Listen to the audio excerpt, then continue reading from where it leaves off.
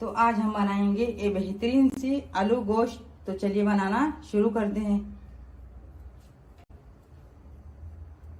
हमने यहाँ गैस पे कुकर रखा है और हमारा गैस चालू है और हमारा कुकर गर्म हो चुका है। तो अब इसके अंदर डालेंगे तेल। तेल 2 चम्मच डाल देंगे और तेल को गर्म होने देंगे। तो तेल गर्म हो चुका है।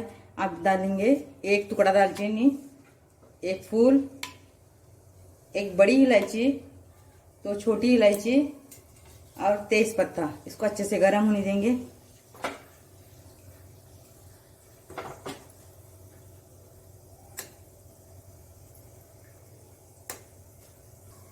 तो 1 प्याज लियो और उसको पतली पतली काटे हैं हम।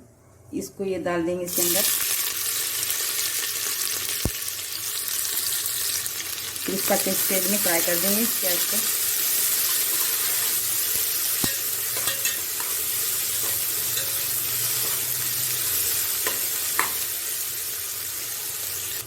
तो देखिए हमारे प्याज का कलर अच्छे से चेंज हो चुका है, थोड़ा थोड़ा सा ब्राउन हो चुकी है। अब डालेंगे इसके अंदर अदरक लहसुन का पेस्ट। 1 चम्मच है अदरक लहसुन का पेस्ट।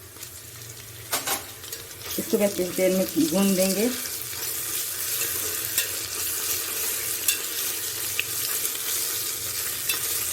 तो अब डालेंगे टमाटे। टमाटे 2 हैं, मैंने बारीक बारीक काट दिया है। इसको भी अच्छे से तेल में भून देंगे। तो हम डालेंगे 1 चम्मच नमक। नमक डालेंगे ना थोड़ा टमाटे अपने नरम हो जाएंगे।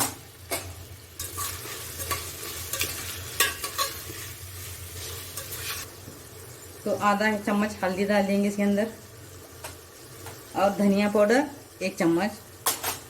इसको अच्छे से मिला देंगे।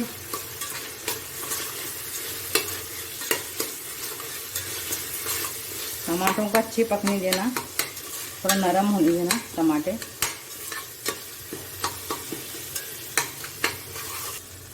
तो आधा किलो मटन है ये।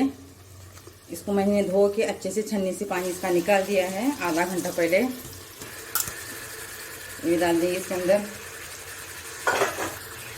फिर इसको अच्छे से मिला देंगे गोश्त को, मटन को।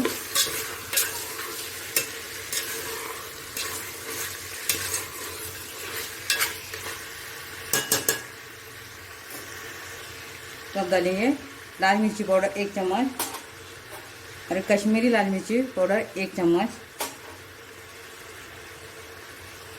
गरम मसाला 1 चम्मच। तो इसको अच्छे से मिला देंगे। गैस हमारा कम ही है, गैस को हम बड़ा नहीं करेंगे। अच्छे से मिलाना है, तो मसाले अच्छे से लगाना है।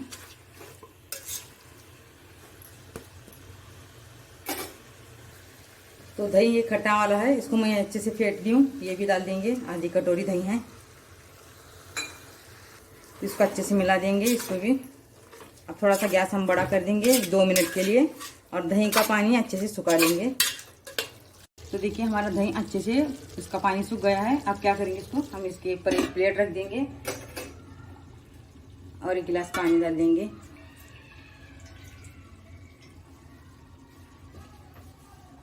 और अब 1 गिलास डाल देंगे, 2 गिलास पानी डाल देंगे और इसको थोड़ा गर्म होने देंगे पानी को। तो हमारा पानी गर्म हो चुका है। अब हम ये गोश्त मटन के अंदर डाल देंगे।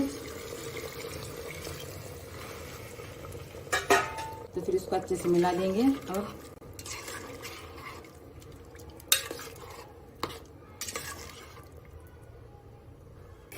अब इसका ढक्कन लगा देंगे। और क्या करेंगे, इसके 4 सीटी लेंगे। इसको गैस को कम करेंगे 5 मिनट, फिर गैस को बंद करेंगे। तो यहाँ पर मैंने 4 आलू ली हूँ। 4 आलू को छील के इसको धो के और बड़े बड़े साइज में काट दी हूँ। अगर आपके पास ज़्यादा बड़े होंगे तो 4 कर सकते हैं, अगर ज़्यादा छोटे होंगे तो उसमें से 2 कर सकते हैं। तो अभी क्या करेंगे, ये दांत जो काढ़ी रही थी ना, उसको अच्छे से धो के नई काढ़ी लेके इसको अच्छे से इसको टोस देंगे ऐसा।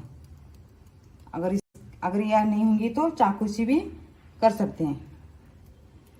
इसको सुराखा मार देंगे ऐसा ऐसा ऐसा ऐसा ऐसा कर देंगे। हर आलू को करना है ऐसा।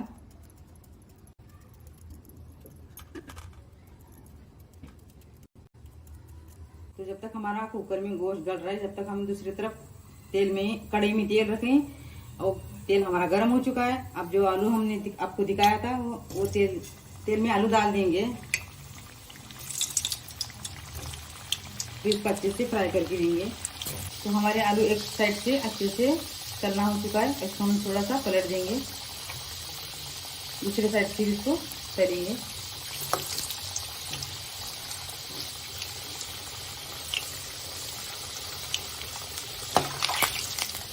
तो दोनों साइड से अच्छे से तेल में फ्राई हो चुके हैं। अब हम इसको निकाल देंगे एक प्लेट में।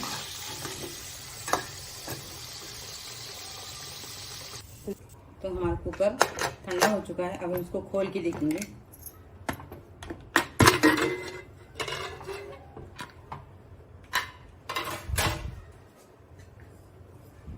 तो माशाल्लाह हमारा सालन अच्छे से बन चुका है। तो देखिए हमारी तरी भी कितनी अच्छी आ गई है और गोश्त भी गल गया है। और गैस कम रखी हूँ। अब क्या करेंगे, डालेंगे आलू जो तले वाले,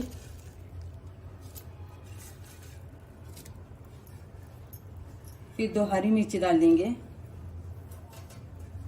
मुट्ठी भर हरी धनिया डाल देंगे कट करके,